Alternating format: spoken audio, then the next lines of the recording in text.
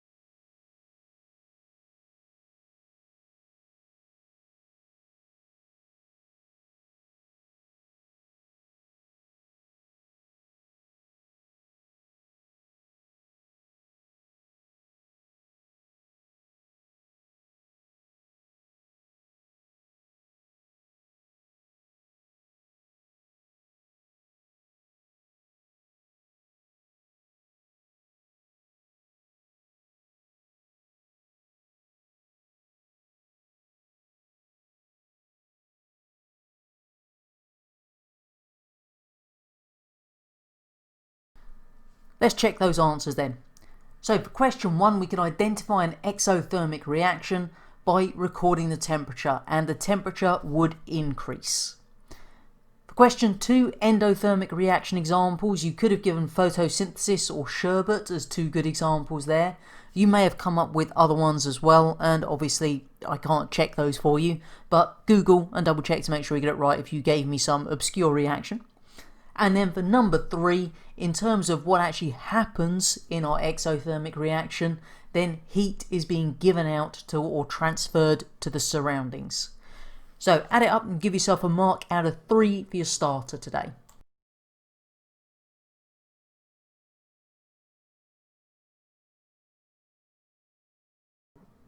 Let's see if we can answer this question then. What happens in a chemical reaction in terms of bonds? So see if you can write me an answer to that down in your books first of all.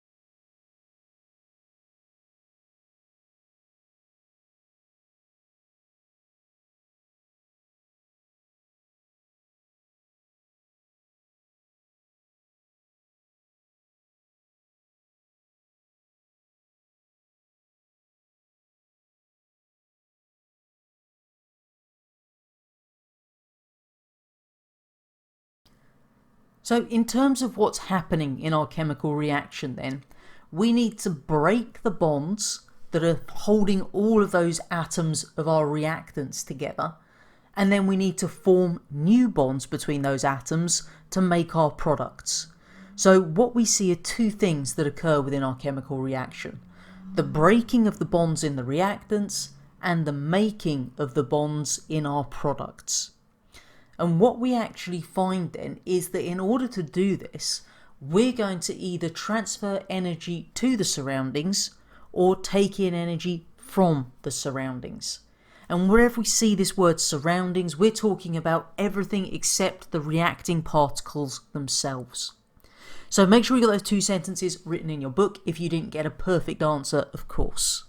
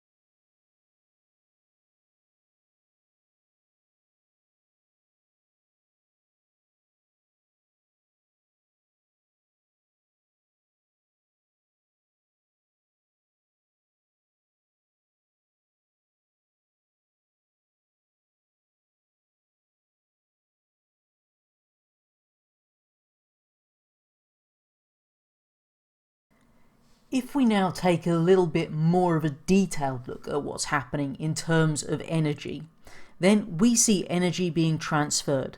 Firstly, from the surroundings to actually break the bonds within those reactants in order to form the separate atoms. And secondly, energy is being transferred to the surroundings from those reacting particles when bonds are formed between the atoms to make the products. So, two things that we see in terms of our energy transfer. Firstly, energy being transferred from the surroundings to the atoms to actually break the bonds in those reactants. And secondly, energy being transferred to the surroundings from those reacting particles as the new bonds form between the atoms to make the product. So make sure you got those couple of points written in your book about what's happening in terms of energy.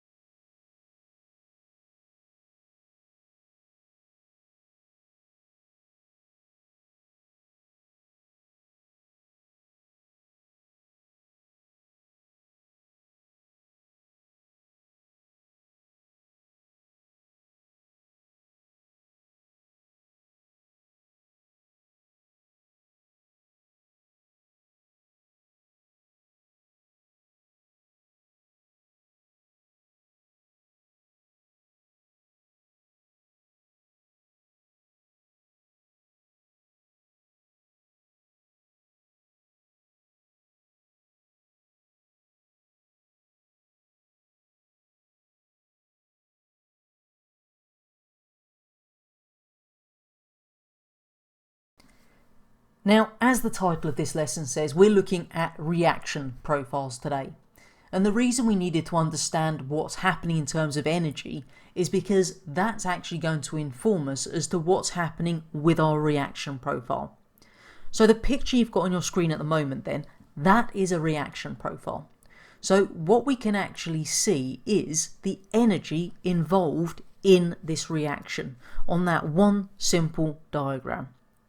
Now, what we can see if we look at the axes first of all, then on the x-axis, the horizontal one at the bottom, we have the label progress of the reaction.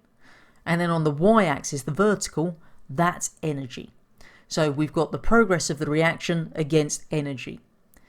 Now, if we look inside the actual axes, we can see we've got two horizontal lines near the bottom of the graph. So the one on the left-hand side is representing the amount of energy stored in the reactants, and the one on the right hand side there, that's the amount of energy stored in the products. So we've got these horizontal lines that represent the energy stored within either the reactants or the products. Now we're going to look at the other bits in a second, but I'd suggest before we move on, what you do is a little sketch of this reaction profile, so you've got that one in your book so you know what we're talking about, and those couple of points on the right there as well.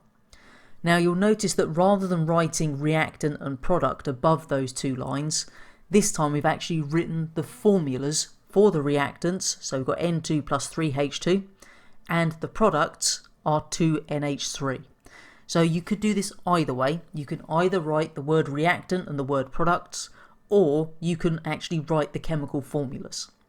So copy your reaction profile, get those couple of points written down. I'll leave this up for about another 2 minutes, but as always, if you need longer to do this, then you can hit pause and take as long as you need.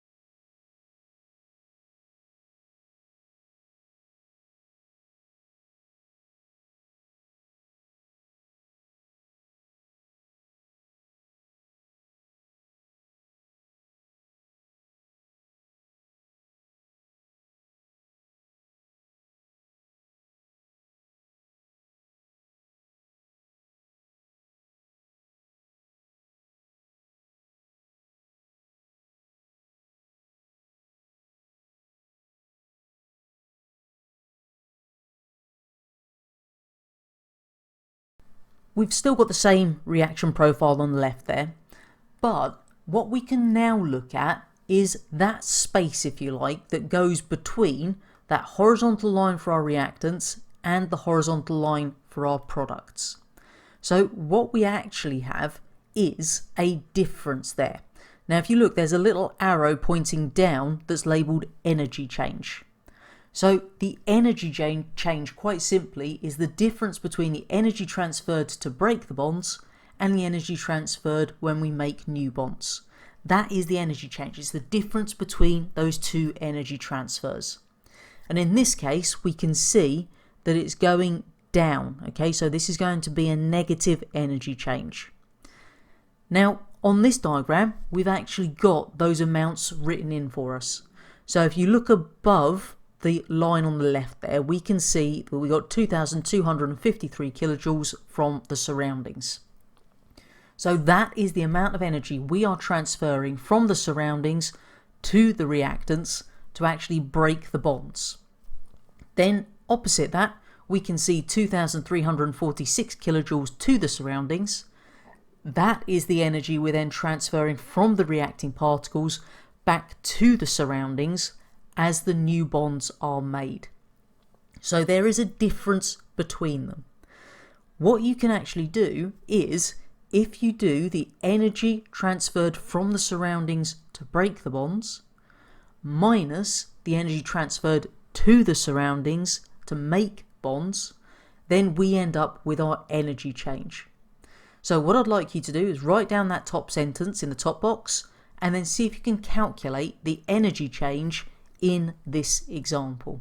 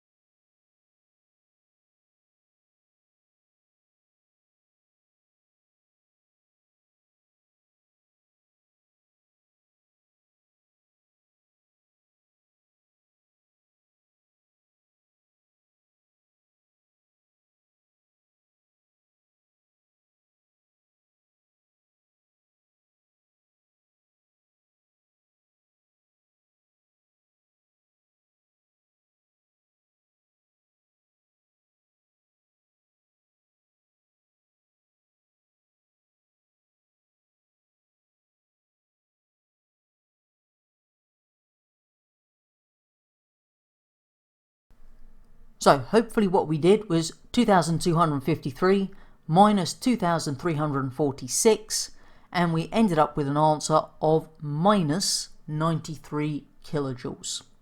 Now that minus sign is really important because that tells us that it's obviously a negative energy change. And we're going to look and see why that's important a bit later on this lesson. But positive or negative values, we need to use the sign there, okay? You can't just ignore it and just go, oh, it's just 93. Because whether it's a positive or a negative change, that is critical. So always write your sign in front of the value there.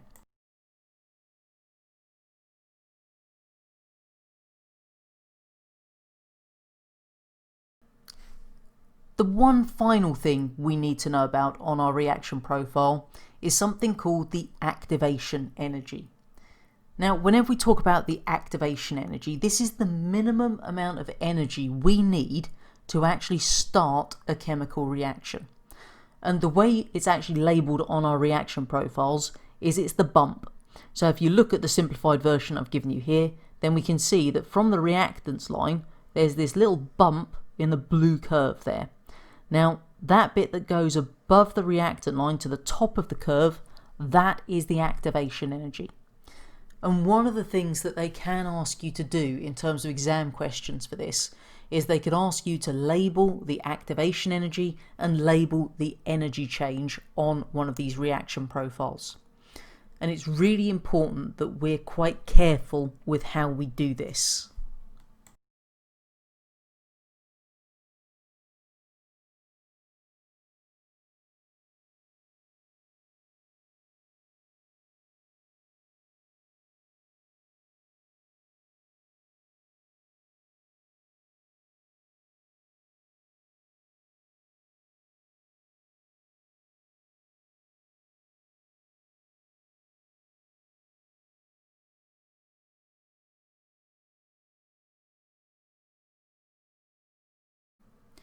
So when it comes to these questions where they ask you to label your activation energy or the energy change, then we've got a basic reaction profile here.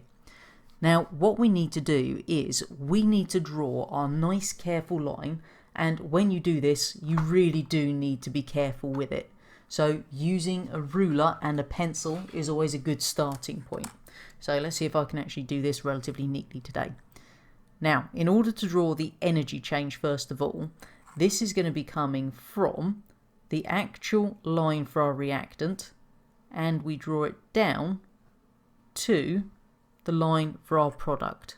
So put a little arrow on there and then you label that as your energy change. Do notice that where it comes to the energy change, it's from the line for the reactants to the line for the products. Now, don't just draw a line that comes all the way down to the bottom or something that ends part way. It's got to be from the reactant line to the product, and not diagonally, literally a straight line going down. And I know I've got a slight kink in that one, but pretend it's a straight line here. Then in terms of the activation energy, we come from our reactant line again, and this time we go up to the top of our curve here. Okay, so wherever the peak is, that is our activation energy. And you've obviously labelled that up as activation energy. And again, go careful with this. The bottom of it should be in line with our reactants here, and it goes just to the top of the curve. Now, one of the ways that people throw away these two dead easy marks is they just kind of draw these part lines, not all the way down. So remember, the arrow has to go from the reactant line, whichever one it is, from the reactant line. For the energy change, it then goes down or up to the product line.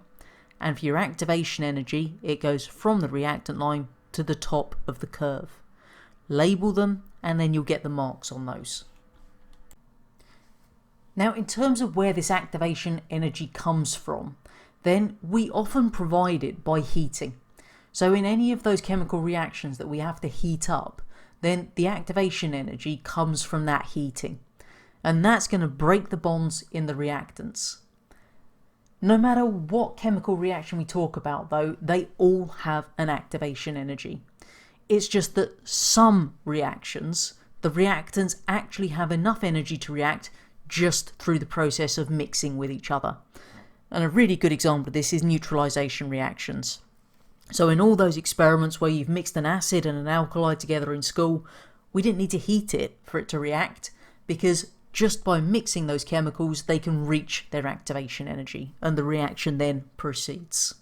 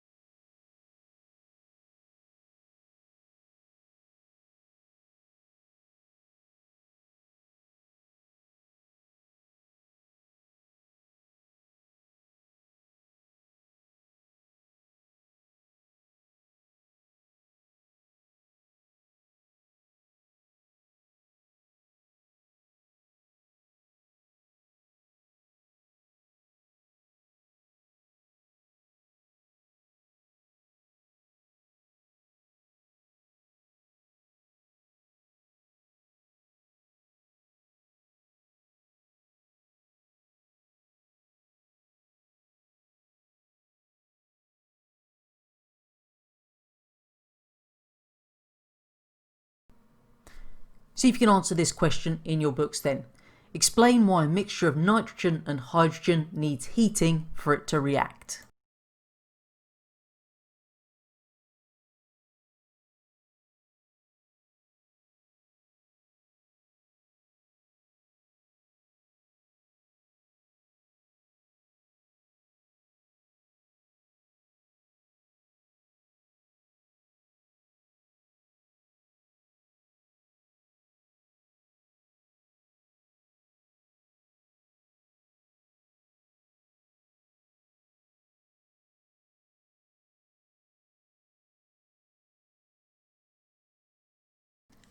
Hopefully what we said is that the heating provides the energy needed to reach the activation energy and therefore break the bonds in the reactants.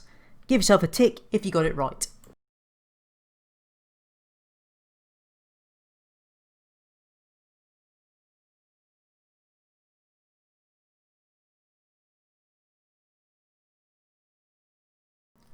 Hopefully by now we can interpret these reaction profiles and we can obviously label one that we're given. The last thing we need to be able to do is actually draw a reaction profile. So what we're going to do is go through one step at a time so you can see the process for doing this. So I'd suggest what you do is create yourself like a little bullet point list of how to do it. The first step is we need to draw the axes. So we'll have progress of the reaction on the x-axis and energy on the y-axis. So that's step one, is we draw both axes and we label them, of course.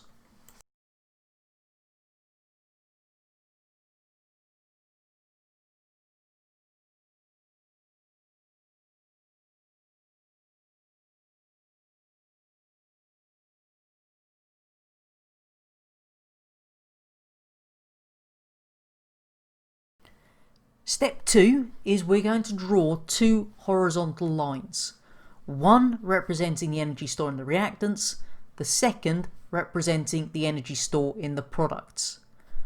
But before we do this, we need to work out, do we have an endothermic reaction or do we have an exothermic reaction?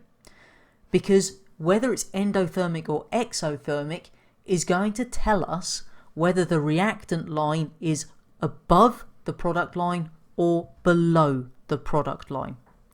So if it's an endothermic reaction, our reactant line is lower than the product line. So the one on the left is lower than the line on the right.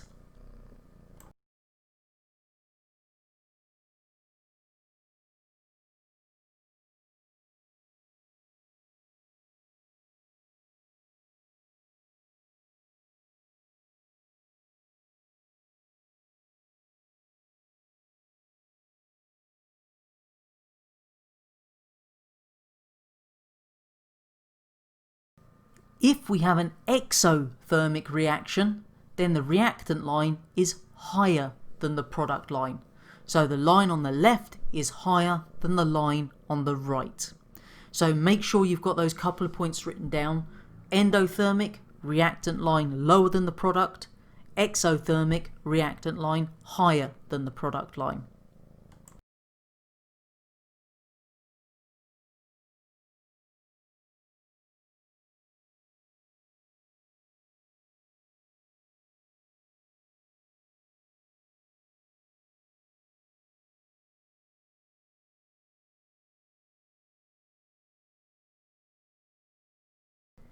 Step 3 is where we're going to draw a curve to represent the activation energy. So I've given you the two side by side here so you can see what it looks like.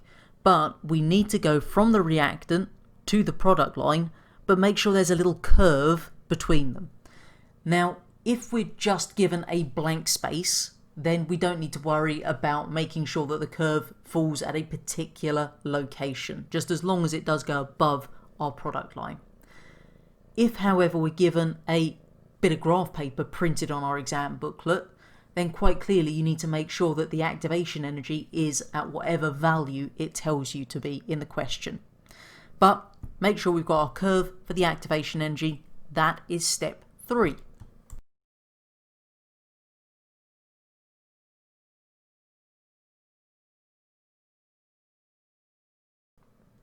Step 4 is label it up. So what we need to do is make sure we have labelled the reactants, the products, and as I said, you can either write reactants and products, or you could write the reactants in terms of their chemical formula and the products in terms of their chemical formula. We also need to label the energy change, which remember is our arrow that goes from the reactants line to the products line, whether that's being positive or negative direction. And of course we can label the activation energy as well. So that would be going obviously to the top of our curve there.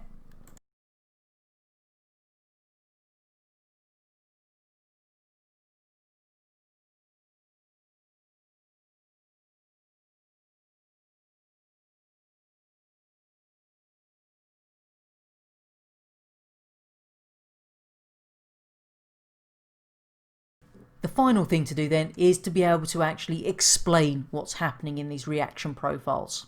So what I've given you is just in the box on the right there, just a couple of sentences to explain what's happening. There are 3 missing words, and using the diagram on the left, see if you can fill in the blanks as you write those couple of sentences in your books.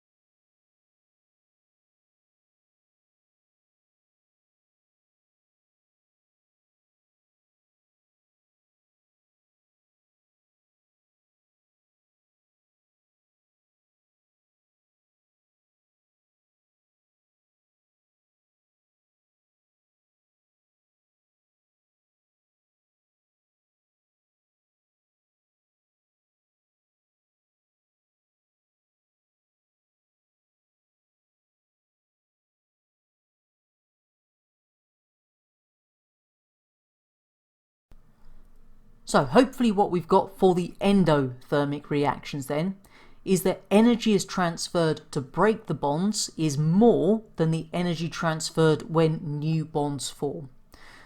It is a positive energy change, and that's denoted by the upward arrow. So with an endothermic reaction, what we're doing is transferring more energy to break the bonds than we transfer when new bonds form. So we have a positive energy change, which means it's going up on our diagram.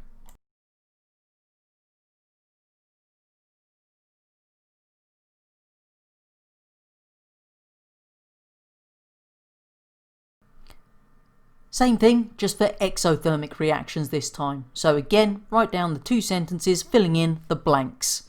Hopefully we might get this one a bit easier than we did the endothermic, because if we remember what we've said, exothermic is the opposite of endothermic.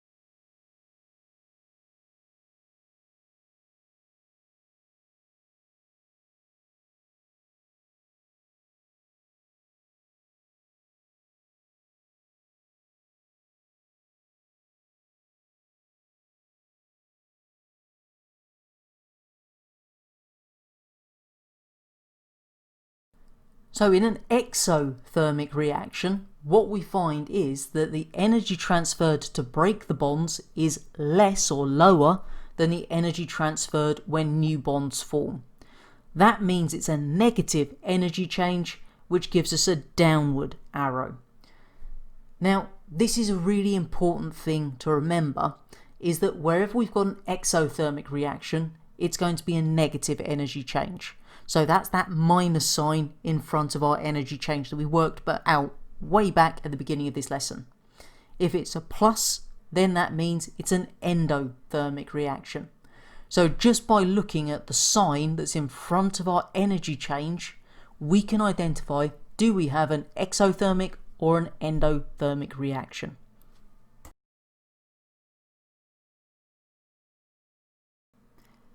That just leaves us then with our plenary questions. So those of you with the target grade up to a grade 5, it's the column on the left. Those of you with the target grade over a grade 5, it's the column on the right. So I'll leave these up for a couple of minutes today, but as always, if you need longer to do this, hit pause and take as long as you need to answer these in your books properly.